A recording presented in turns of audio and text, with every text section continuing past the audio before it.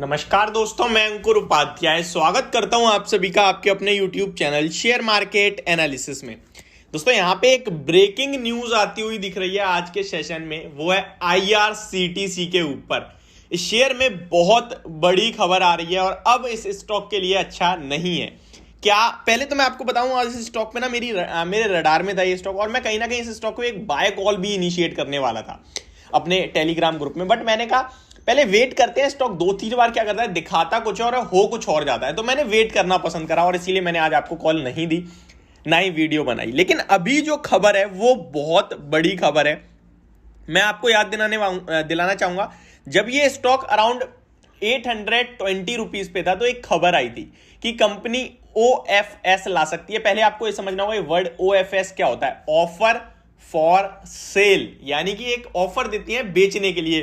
कौन? प्रमोटर्स। और प्रमोटर्स कौन है इस कंपनी के? सरकार। ठीक है, तो कंपनी के लिए खबर आई थी कि गवर्नमेंट इसमें OFS ला सकती है। 820 का भाव था और उसी दिन से स्टॉक गिरना शुरू हो गया था और फिर इस स्टॉक में गिरावट नहीं रुकी, मार्केट भी गिरती रही। 15,000 तक मार्केट आई, स्टॉक भी नीचे में अराउंड 650 रुपए के समथिंग तक आया था। इनफैक्ट 650 से नीचे गया था। आई थिंक मैं एग्जैक्टली प्राइस देखूंगा अभी स्टॉक का, फिर आपको बताता हूं।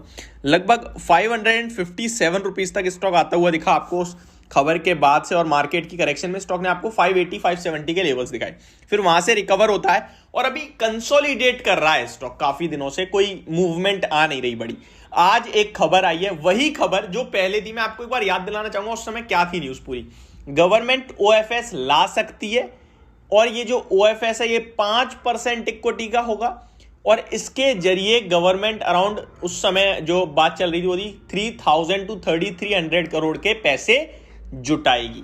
ये न्यूज थी उस समय।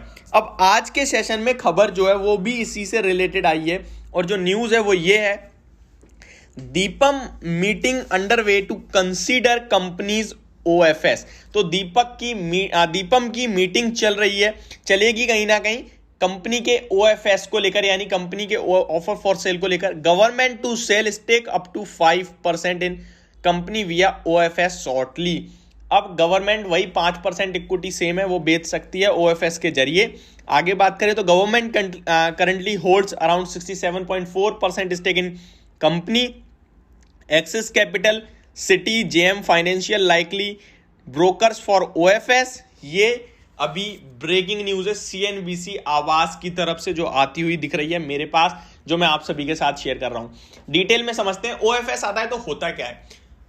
मान लो मेरे पास बल्क में क्वांटिटी है, बल्क में ये नहीं कि 1000, 2000, 100, 200 ऐसे नहीं, बल्क में 5% इक्विटी बेचनी है मुझे। ठीक है, तो मैं क्या करूंगा, अभी स्टॉक का भाव मान के चलते हैं हम, जो अभी करंट मार्केट प्राइस का है 735 का है।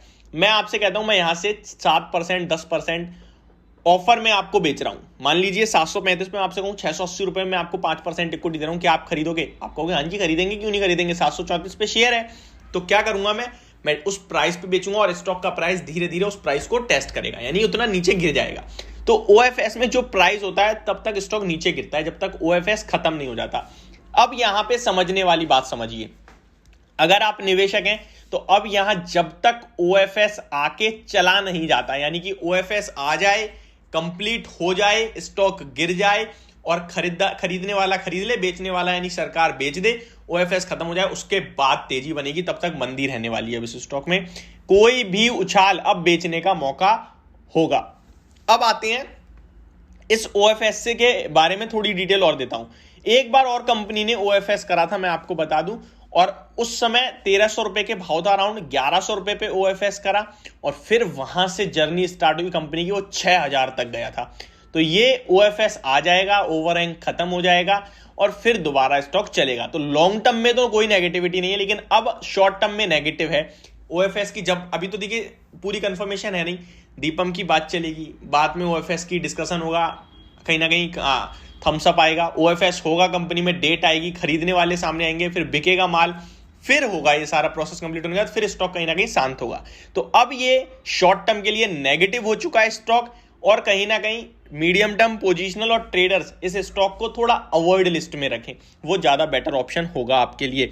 एक और चीज मैं बताना चाहूंगा, बहुत रेयर केसेस होते हैं ऐसे जहां पे स्टॉक भाग जाता है, यानी कि मान लो अभी 734 पे स्टॉक भाग के 800 रुपए का हो जाए, अब सरकार कहते भाई हम 730 पे बेच रहे हैं, तो क्या होगा, वो भी 7-8% डिस्काउंट में हो गया, लेकिन क्या हुआ, पहले भागा फिर नीचे आएगा। तो ये भी होता है। कहने वाली बात है, अगर आप बॉटम फिशिंग करना चाहते हो या फ्रेश एंट्री लेना चाहते हो लॉन्ग टर्म के लिए, तो जब ओएफएस आएगा, जो भी प्राइस होगा ओएफएस का, उसी पे आप खरीदना, आपको इजीली अवेलेबल मिलेगा स्टॉक नीचे गिरावट में। तो ये अभी आईआरसीटीसी की तरफ से एक ब्रेकिंग न्यूज आ रही है कि कहीं ना कहीं ओएफएस आ सकता है जल्दी ही 5% इक्विटी का।